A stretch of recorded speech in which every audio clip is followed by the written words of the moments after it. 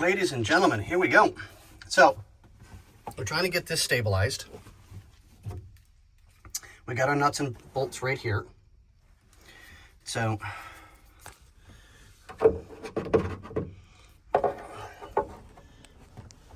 this aftermarket pump is too big. It doesn't meet the factory specifications. So,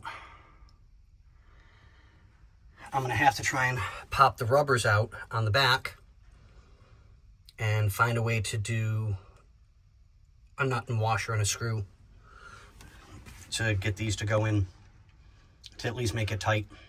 There's just nothing I can do. But I wanted to give you guys an update so you see what I'm seeing. And as you can tell, it's all the way to the one side and all the way to the one side.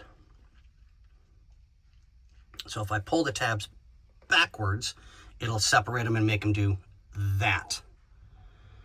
And we don't want to do that because that'll take the chance of ripping the metal. So I got to put it back where it was and then get a washer and a nut and a bolt to go through those holes to lock it into place. But it is what it is. It's an aftermarket pump. So they probably didn't have the exact specs, and it happens.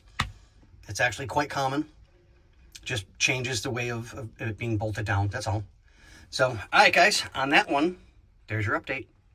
Welcome back again, guys. So, that's not moving. So we fixed the front, put the sleeves in that are supposed to be there.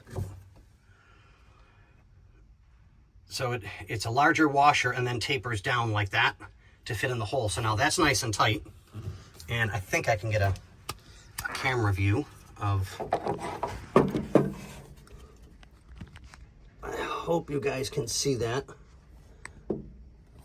So that's all bolted into place nice and tight, both sides. So that's all done and taken care of. And now we will put the seat back in and get that taken care of. Put the lower seat back in, get the seat belts back where they belong. And yeah. On that note, sorry for the bad camera work. Getting in and out is really hurting my back right now. So, all right, guys, we'll catch you on the next one.